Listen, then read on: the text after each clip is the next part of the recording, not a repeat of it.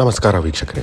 ತ್ವರಿತ ಹವಾಮಾನ ಬದಲಾವಣೆ, ರಾಜಕೀಯ ವಿಭಜನೆಯಿಂದ ಮಾನವರ ಭವಿಷ್ಯವು ಅಸುರಕ್ಷಿತವಾಗಿ ಕಾಣುತ್ತಿದೆ ಎನ್ನಬಹುದು. ನಮ್ಮ ದುರಾಸೆ ಮತ್ತು ವೈಫಲ್ಯಗಳು ಮಾನವರ ಮುಂದಿನ ಅಸ್ತಿತ್ವವನ್ನು ಬಹಳಷ್ಟು ಆಶಾವಾದದಿಂದ ನೋಡುವುದನ್ನು ಕಷ್ಟಕರವಾಗಿಸುತ್ತದೆ ಮತ್ತು ಅನೇಕ ಚಿಂತಕರು ನಮ್ಮ ಅಂತ್ಯವು ಹತ್ತಿರದಲ್ಲಿದೆ ಎಂದು ಭಾವಿಸುತ್ತಾರೆ. ಆದರೆ ನಾವು ಮಾನವರು ಯಾವಾಗಲೂ ಈ ಲೋಕದ ಕೊನೆಯ ಕಾಲಘಟ್ಟದಲ್ಲಿ ಬದುಕುತ್ತಿದ್ದೇವೆ ಎಂದು ಅಂದುಕೊಳ್ಳುತ್ತೇವೆ. ಇದು ಒಂದು ದೊಡ್ಡ ಸಮಸ್ಯೆ, ಏಕೆಂದರೆ ಇದು ಅಸಂಬದ್ಧ ಚಿಂತನೆಗೆ ಕಾರಣವಾಗುತ್ತದೆ ಹಾಗೂ ನಮಗಾಗಿ ಮತ್ತು ನಮ್ಮ ಮುಂದಿನ ಪೀಳಿಗೆಗಾಗಿ ಉತ್ತಮ ಜಗತ್ತನ್ನು ಸೃಷ್ಟಿಸುವುದನ್ನು ತಡೆಯುತ್ತದೆ. ಬಹುಶಃ ನಾವು ವಾಸ್ತವವಾಗಿ ಮಾನವ ಇತಿಹಾಸದಲ್ಲೇ ಅತ್ಯಂತ ನಿರ್ಣಾಯಕ ಕ್ಷಣದಲ್ಲಿ ಬದುಕುತ್ತಿರಬಹುದು. ಕೊನೆಯ ಮಾನವ ಯಾವಾಗ ಹುಟ್ಟುತ್ತಾನೆ ಮತ್ತು ಆ ಪೀಳಿಗೆಯಲ್ಲಿ ಎಷ್ಟು ಜನ ಇರುತ್ತಾರೆ? ಈ ರೀತಿಯ ಅಂದಾಜುಗಳು ಬಹಳಷ್ಟು ಅನಿಶ್ಚಿತತೆಗಳೊಂದಿಗೆ ಇರುತ್ತವೆ. ಎಷ್ಟು ಜನರು ಇರುತ್ತಾರೆ ಎಂಬುದನ್ನು ಅರ್ಥ ಮಾಡಿಕೊಳ್ಳಲು ಎಷ್ಟು ಜನರು ಈಗಾಗಲೇ ಬದುಕಿದ್ದಾರೆಂದು ನೋಡೋಣ. ಆಧುನಿಕ ಮಾನವರು ಸುಮಾರು 2000 ವರ್ಷಗಳ ಹಿಂದೆ ಹುಟ್ಟಿಕೊಂಡರು. ಅವರು ಉಪಕರಣಗಳನ್ನು ತಯಾರಿಸುವುದು, ಕಥೆಗಳನ್ನು ಹೇಳುವುದು, ಅಮೂಲಾಗ್ರವಾಗಿ ಯೋಚಿಸುವುದು, ಯೋಜನೆ ರೂಪಿಸುವುದು ಮತ್ತು ಅವರ ನಿಕಟ ಕುಟುಂಬವನ್ನೂ ಮೀರಿ ದೊಡ್ಡ ಗುಂಪುಗಳಲ್ಲಿ ಒಟ್ಟಿಗೆ ಕೆಲಸ ಮಾಡುವುದರಲ್ಲಿ ಅನನ್ಯವಾಗಿ ನಿಪುಣರಾಗಿದ್ದರು. ಆದರೂ ಆಹಾರದ ಕೊರತೆ ಇತ್ತು, ಬದುಕುಳಿಯುವುದು ಕಷ್ಟಕರವಾಗಿತ್ತು. ಆಗಿನ ಜೀವಿತಾವಧಿ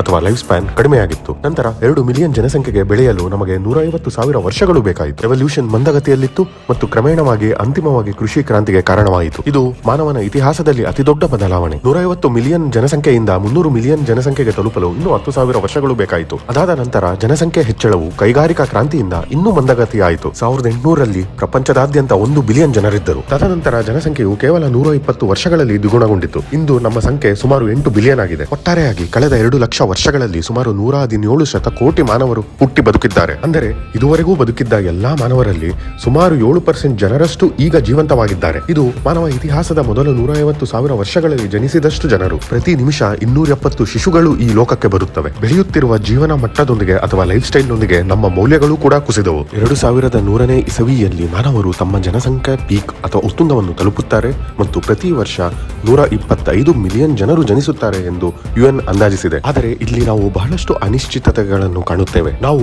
ನಮ್ಮದೇ ಆದ ಆವಿಷ್ಕಾರಗಳ ಮೂಲಕ ನಮ್ಮನ್ನು ನಾಶಪಡಿಸಿಕೊಳ್ಳಲು ಸಮರ್ಥರಾಗಿದ್ದೇವೆ. ಆದರೆ ದುರಂತ ಅಪಾಯವನ್ನು ತಪ್ಪಿಸಲು ಪರಿಹಾರಗಳನ್ನು ಸಹ ನಾವು ಕಂಡುಕೊಳ್ಳಲು ಸಮರ್ಥರಾಗಿದ್ದೇವೆ. ನಿಮಿಷಗಳಲ್ಲಿ ಲಕ್ಷಾಂತರ ಜನರನ್ನು ಕೊಲ್ಲುವ ಸಾಮರ್ಥ್ಯವಿರುವ ಪರಮಾಣು ಶಸ್ತ್ರಾಸ್ತ್ರಗಳನ್ನು ಸಹ ನಾವು ಕಂಡುಹಿಡಿದಿದ್ದೇವೆ. ಕೆಲವೇ ದಿನಗಳಲ್ಲಿ ಪ್ರಪಂಚದಾದ್ಯಂತ ರೋಗಗಳನ್ನು ಸಹ ನಾವು ಹರಡಿಸಬಲ್ಲೆವು. ನಿಮಗೆ ಗೊತ್ತಿರುವ ಹಾಗೆ ಕೊರೋನಾ ವೈರಸ್ ಇದಕ್ಕೊಂದು ದೊಡ್ಡ ಉದಾಹರಣೆ. ನಮ್ಮ ಇಂಡಸ್ಟ್ರಿಯಲೈಸೇಷನ್ ನಮಗೆ ನಂಬಲಾಗದ ಲೈಫ್ ಸ್ಟೈಲ್ ಅನ್ನು ನೀಡಿತು. ಆದರೆ ಈ ಪ್ರಕ್ರಿಯೆಯಲ್ಲಿ ವಾತಾವರಣವನ್ನೂ ಸಹ ಅಮೂಲಾಗ್ರವಾಗಿ ಬದಲಾಯಿಸಿದೆ. ಮಾನವರ ಜಾಣ್ಮೆ ತಮ್ಮ ಜೀವಿತಾವಧಿಯನ್ನು ಹೆಚ್ಚಿಸುತ್ತದೆಯೇ ಅಥವಾ ಕಡಿಮೆ ಮಾಡುತ್ತದೆಯೇ ಎಂದು ಹೇಳುವುದು ತುಂಬಾ ಕಷ್ಟ. ಒಂದು ವೇಳೆ ಮಾನವರು ಮುಂದಿನ ದಿನಗಳು ಅಥವಾ ಶತಮಾನಗಳಲ್ಲಿ ಎಂದಿಗೂ ಭೂಮಿಯನ್ನು ಬಿಡುವುದಿಲ್ಲ ಎಂದುಕೊಳ್ಳೋಣ. ಹೀಗೆ ನಾವು ನಮ್ಮ ಸ್ವಂತ ಗ್ರಹದಲ್ಲೇ ಉಳಿದರೆ ಫಾಸಿಲ್ಗಳ ದಾಖಲೆಯ ಆಧಾರದ ಮೇಲೆ ಸಾಮಾನ್ಯವಾಗಿ ಪ್ರಾಣಿಗಳ ಎಕ್ಸ್ಟಿಂಕ್ಷನ್ ರೇಟ್ ಅನ್ನು ಅಂದಾಜಿಸಬಹುದು. ಮ್ಯಾಮಲ್ ಪ್ರಭೇದಗಳ ಸರಾಸರಿ ಜೀವಿತಾವಧಿ 1 ಮಿಲಿಯನ್ ವರ್ಷಗಳು. ಈ ಆಧಾರದ ಮೇಲೆ ಮಾನವರು ಸುಮಾರು 1 ಮಿಲಿಯನ್ ವರ್ಷಗಳ ಕಾಲ ಬದುಕುಳಿಯುತ್ತಾರೆ ಎಂದು ಅಂದುಕೊಳ್ಳೋಣ. ಆಗ ನಮಗೆ ಇನ್ನೂ ಬಾಕಿ 800,000 ವರ್ಷಗಳು ಉಳಿಯುತ್ತದೆ. ಪ್ರತಿ ವರ್ಷ 125 ಮಿಲಿಯನ್ ಶಿಶುಗಳ ಜನನವಾಗುತ್ತದೆ ಎಂದು ಊಹಿಸಿದರೆ ಇದರರ್ಥ ಸರಿಸುಮಾರು 100 ಟ್ರಿಲಿಯನ್ ಮಾನವರು ಹುಟ್ಟಲು ಕಾಯುತ್ತಿದ್ದಾರೆ ಅಂತ. ಇದುವರೆಗೂ ಬದುಕಿರುವ ಜನರ ಸಂಖ್ಯೆಗಿಂತ 800 ಪಟ್ಟು ಹೆಚ್ಚು. ವೀಕ್ಷಕರೇ, ಈಗ ನೀವೇ ಯೋಚಿಸಿ. ನಾವು ಮಾನವ ಪೀಳಿಗೆಯ ಅಂತ್ಯದಲ್ಲಿದ್ದೇವೆ ಅನ್ನುಕೊಳ್ಳುವ ಬದಲು ಆರಂಭದಲ್ಲಿದ್ದೇವೆ ಎಂದರ್ಥ. ಅಂತ್ಯಕ್ಕಿಂತ ಹೆಚ್ಚಾಗಿ ಇದು ಮಾನವ ಕಥೆಯ ಆರಂಭ. ಇದು ಆಶ್ಚರ್ಯಕರ ಅನಿಸುವುದಿಲ್ಲವೇ? ಭೂಮಿಯು ಸುಮಾರು 500 ಮಿಲಿಯನ್ ವರ್ಷಗಳವರೆಗೆ ವಾಸಯೋಗ್ಯವಾಗಿ ಉಳಿಯಬಹುದು ಎಂದು ಅಂದಾಜಿಸಲಾಗಿದೆ. ಒಂದು ವೇಳೆ ಮಾನವರು ಮುಂದಿನ ದಿನಗಳಲ್ಲಿ ಅಥವಾ ಶತಮಾನಗಳಲ್ಲಿ ಭೂಮಿಯನ್ನು ತೊರೆಯುತ್ತಾರೆ ಎಂದುಕೊಳ್ಳೋಣ. ಈಗಾಗಲೇ ನಾವು ಚಂದ್ರನನ್ನು ಪೂಜಿಸುವುದರಿಂದ ಅದರ ಮೇಲೆ ನಡೆಯುವವರೆಗೂ ಹೋದವು. ಹಾಗಾದರೆ ಮನುಷ್ಯರು ಇನ್ನು ಮಿಲಿಯನ್ ವರ್ಷಗಳ ಗಟ್ಟಲೆ ಇರುತ್ತಾರೆ ಎಂದು ಅಂದುಕೊಂಡರೆ ಮುಂದೆ ಇನ್ನು ಯಾವ ಗ್ರಹಗಳಿಗೆ ಹೋಗಬಹುದು ಎಂದು ನೀವೇ ಅಂದಾಜಿಸಿ. ಇವೆಲ್ಲ ಈಗ ವಿಲಕ್ಷಣವೆಂದು ತೋರುವ ವಿಚಾರಗಳು, ಆದರೆ ಮುಂದೆ ಗಂಭೀರ ಪರಿಗಣನೆಗಳಾಗಬಹುದು. ನಮಗೆ ಬಹುಶಃ ಲಕ್ಷಾಂತರ ವರ್ಷಗಳ ಕಾಲ ಬದುಕುಳಿಯುವ ಅವಕಾಶವಿದೆ ಎಂದು ನಾವು ನಂಬಿದರೆ ನಂತರ ನಾವು ಇತರ ಗ್ರಹಗಳಿಗೆ ಅಥವಾ ನಮ್ಮದೇ ಆದ ಕೃತಕ ಪ್ರಪಂಚಗಳಿಗೆ ವಿಸ್ತರಿಸಬಹುದು. ಜೀವಿಸಲಿಕ್ಕೆ ಮುಖ್ಯವಾಗಿ 3 ವಿಷಯಗಳು ಬೇಕಾಗುತ್ತವೆ: ನೆಲ, ರಿಸೋರ್ಸ್ಗಳು ಮತ್ತು ಎನರ್ಜಿ. ಸೂರ್ಯ ಶತಕೋಟಿ ವರ್ಷಗಳವರೆಗೆ ತನ್ನ ಶಕ್ತಿಯನ್ನು ಒದಗಿಸಬಹುದು. ಆಸ್ಟರಾಯ್ಡ್ಸ್ ಅಥವಾ ಕ್ಷುದ್ರ ಗ್ರಹ ಮತ್ತು ಕೆಪ್ಲರ್ ಗ್ರಹಗಳಲ್ಲಿರುವ ನೀರು ಮತ್ತು ಇತರ ವಸ್ತುಗಳು ಇನ್ನು ಶತಕೋಟಿ ವರ್ಷಗಳಿಗೆ ಸಾಕಾಗುವಷ್ಟು ಇರಬಹುದು. ಈ ಯೋಚನೆಗಳು ಈಗ ವಿಲಕ್ಷಣವೆಂದು ತೋರಬಹುದು, ಆದರೆ ಮುಂದೆ ಇದೇ ಯೋಚನೆಗಳು ಗಂಭೀರ ಪರಿಗಣನೆಗಳಾಗಬಹುದು. ಗ್ರಹಗಳ ಮೇಲೆ ವಾಸಿಸುವ ಬದಲು ನಾವು ನಮ್ಮದೇ ಆದ ಕೃತಕ ಪ್ರಪಂಚಗಳು ಮತ್ತು ಆವಾಸ ಸ್ಥಾನಗಳನ್ನು ನಿರ್ಮಿಸಲು ನಿರ್ಧರಿಸಬಹುದು. ನಾವು ಅಷ್ಟು ದೀರ್ಘಕಾಲ ಬದುಕಲು ಸಾಧ್ಯವಾದರೆ ನಿಧಾನಗತಿಯ ಎವಲ್ಯೂಷನ್ ಅಥವಾ ಜೆನೆಟಿಕ್ ಚೇಂಜ್ಗಳು ನಮ್ಮನ್ನು ವಿವಿಧ ತರಹದ ಜೀವಿಗಳಾಗಿ ವಿಭಜಿಸಬಹುದು, ಅಥವಾ ನಾವು ಉದ್ದೇಶಪೂರ್ವಕವಾಗಿ ಈಗಿರುವಂತೆಯೇ ನಮ್ಮನ್ನು ಇಟ್ಟುಕೊಳ್ಳಬಹುದು. ಆದ್ದರಿಂದ ಅದನ್ನು ವಿವರಿಸಲು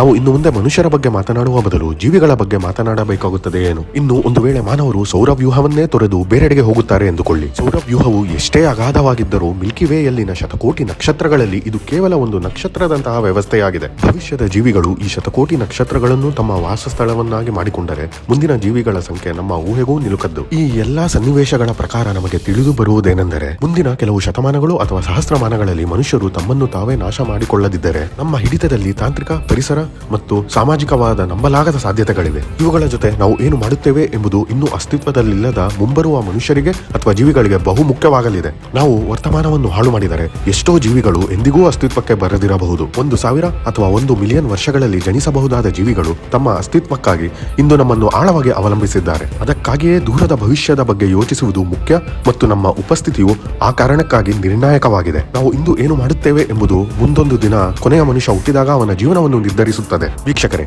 ಈ ಬಗ್ಗೆ ತಮ್ಮ ಅಭಿಪ್ರಾಯವನ್ನು ತಪ್ಪದೆ ಕಮೆಂಟ್ ಮೂಲಕ ತಿಳಿಸಿ. ಧನ್ಯವಾದಗಳು.